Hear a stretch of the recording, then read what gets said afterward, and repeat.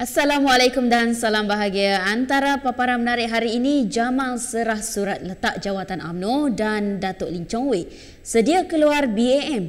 Semuanya dalam Sekilas Fakta edisi Rabu 8 Februari.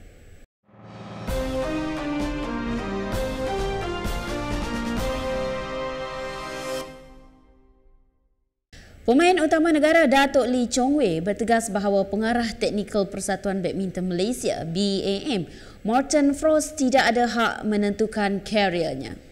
Bernama melaporkan Chong Wei tercabar dengan tindakan Frost yang seakan tidak sabar mahu dia bersara, sambil menegaskan keputusan itu hanya datang daripada dirinya sendiri, bukan atas arahan Frost.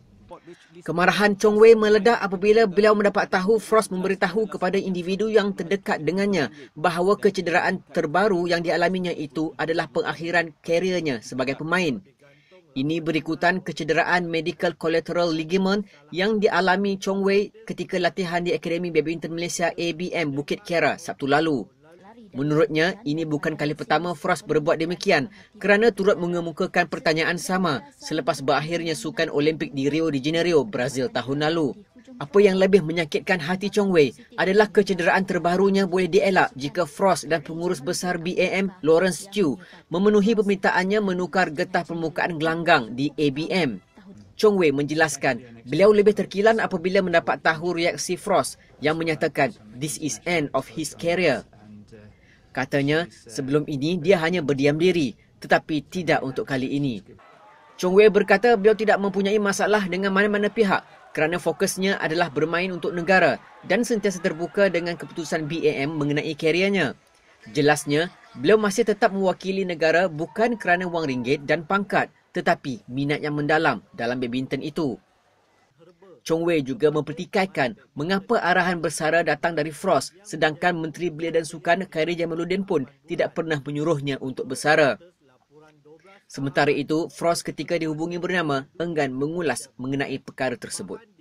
Datuk Seri Jamal Mat Yunus telah menghantar surat rasmi peletakan jawatan sebagai Ketua UMNO Bahagian Sungai Besar dan juga pengerusi Barisan Nasional Parlimen Sungai Besar hari ini. Dalam pertemuan bergambar bersama pengerusi Badan Perhubungan UMNO Selangor, Tan Sri Noh Omar, Jamal berkata sebab hasrat peletakan jawatan tersebut bagi demi menjaga nama baik parti. Dalam surat tersebut, Jamal memaklumkan bahawa beliau ditangkap polis kerana disyaki terlibat dalam kejadian samun berkumpulan di bawah Seksyen 395 Kanun Keseksaan. Jelasnya, hasil dari tangkapan tersebut, beliau dikenakan reman selama 5 hari bermula 2 Februari hingga 6 Februari lalu dan ditahan di lokap berpusat di IPD Shah Alam. Katanya kes tersebut telah menjadi tajuk utama beberapa buah akhbar tempatan, media elektronik dan media sosial di mana ini akan menjejaskan nama baik parti dan kepimpinan tertinggi khasnya di Selangor. Jamal berkata beliau mengambil tanggungjawab sepenuhnya di atas kejadian tersebut dan akan mematuhi apa jua keputusan yang akan dibuat pucuk pimpinan parti. Bukan sahaja beruscat berbulu babi, tetapi semua barangan yang mempunyai asas binatang itu perlu mempunyai logo babi dan label bagi mengelakkan kekeliruan di kalangan pengguna. Saya terpanggil untuk mencadangkan dengan Wong ni, mencadangkan label logo babi tu. Selaraskan semua. Maknanya ada mungkin, tapi pada setengah-setengahnya macam benda lain, emulsifier dengan aditif lain tu, dia akan guna kod macam E120 ke E4 macam-macam. Orang tak faham. Pasal siapa nak faham? Saya pun tak ingat semalam 460 ke 463 ke tak ingat. Jadi lebih elok dia adakan logo yang jelas. Logo yang jelas untuk kecil lah, tak payahlah besar mana pun. Bekas Menteri UMNO Datuk Zaid Ibrahim menyifatkan ahli akademik yang memandang negatif kemasukannya ke dalam DAP sebagai profesor kangkung. Katanya ramalan bahawa langkah itu tiada kesan langsung kepada orang Melayu serta cara akhbar dan portal Barisan Nasional menyerangnya sebenarnya menunjukkan kebimbangan.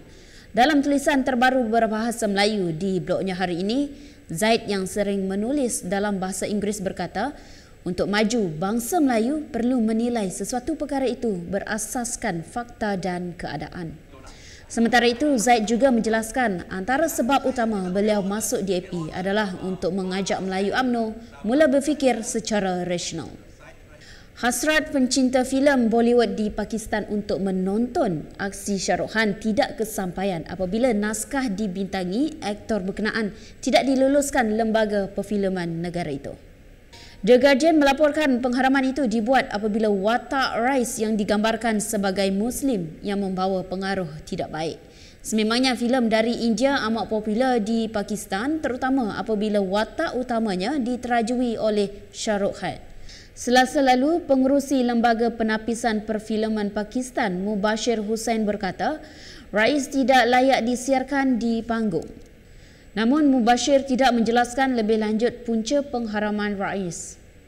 Beliau cuma merujuk kepada laporan media mengenai plot terdapat dalam filem itu yang memaparkan Shah Rukh Khan sebagai penyelundup Muslim berjaya memenangi pilihan raya ketika berada dalam penjara.